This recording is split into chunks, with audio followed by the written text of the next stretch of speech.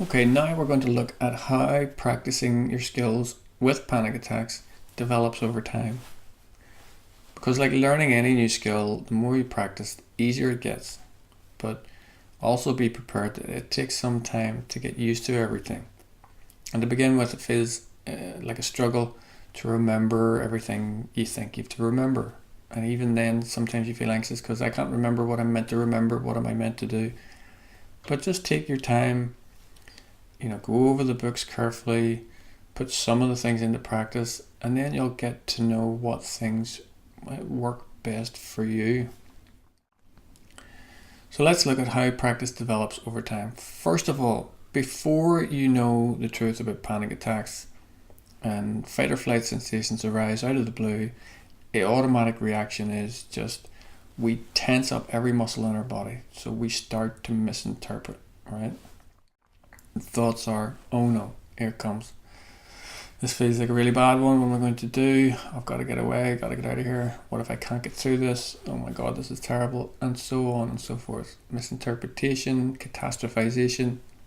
Okay, this is before you know anything about panic attacks. And that's so logical and so understandable that we do that, because if anyone on the planet who would feel these feelings would react that way, it's not just you. So, number two, after putting in some practice from your new understanding and your skills, feelings arise, fight or flight sensations, symptoms, reaction. Oh no, you can still have that first reaction for a long time, still catches you out, still frightens you. Oh no, here it comes, you tense up, you don't want it, but you remember, okay, practice some of this. Hold on, catch it. Stop fighting. It's just adrenaline. And again, because it's scary, that initial practice may not help very much, so reaction will happen again. No, this feels too bad. Maybe I can't get through this one. Maybe I'm no good at all this stuff. Maybe the CBT doesn't work. No, this is too bad. I can't cope with this. What'll I do? But then you say, right, no, practice again. Catch it, right. All right, there I go again. Catch it again, all right. Accept, let go towards some of it. All right, let it happen. All right, I know what this is now. This is fight or flight. Okay, I've learned this now. Okay, relax towards it even slightly. But maybe it builds up again. Nope, still feel awful. This isn't working. I'm hopeless at this. I'm never going to be able to do this. No, practice. I have to try. All right, I was told I might feel like this. Remember that. This is how it happens with everyone. Okay, this is common. This is normal.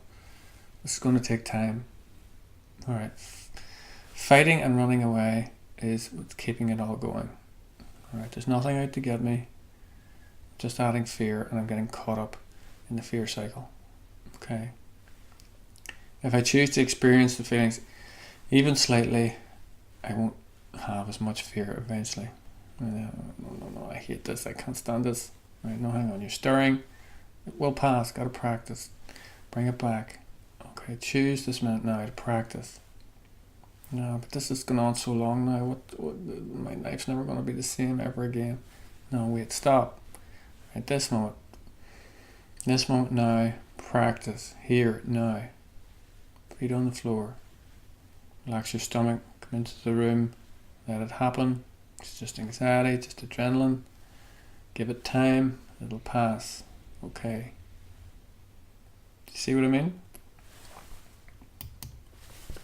Eventually, after you put the practice in a lot, fight or flight symptoms arise.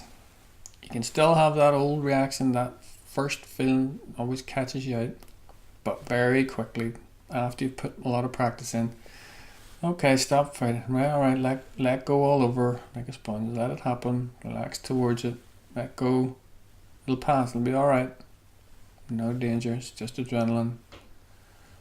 Stop stirring it up. It'll pass. Okay. Feet on the floor. Relax stomach. Right, relax my shoulders. Come back into the room. Let the feelings happen. I'm in no actual danger. It's just adrenaline. It's just fight or flight. This happens. Okay. And that's generally when fear comes down.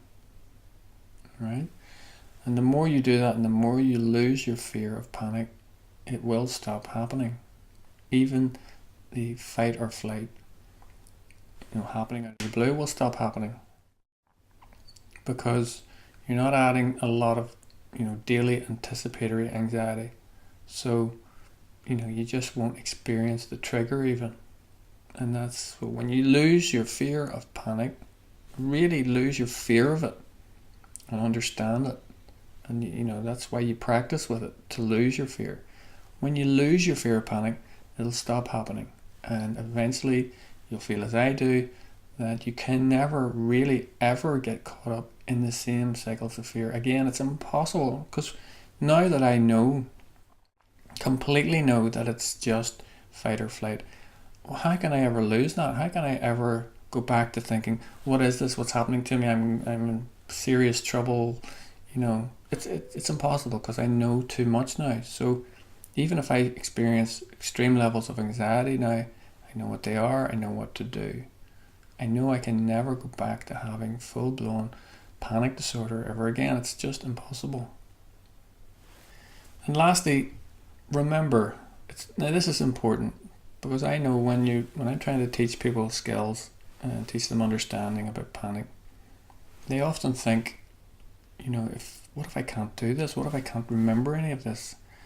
Then that means I'm in real trouble. But even if you don't do any of this practice, even if you never practice it ever again, panic is the symptoms that you think are serious aren't. You're misinterpreting benign fight or flight sensations and symptoms. So even if you don't do any of this practice, you're still okay. All right? So these skills are intended to help you face panic, so that you'll see that the fight or flight sensations aren't actually dangerous as you think they are. And this eventually leads to less and less panic.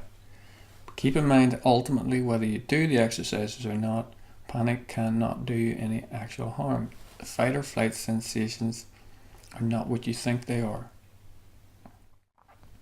It can be a terrifying experience, but you're never in any actual danger. So if you find it hard to remember the coping skills or the normalizing statements, at least keep one thing in mind: no matter what, panic isn't harmful.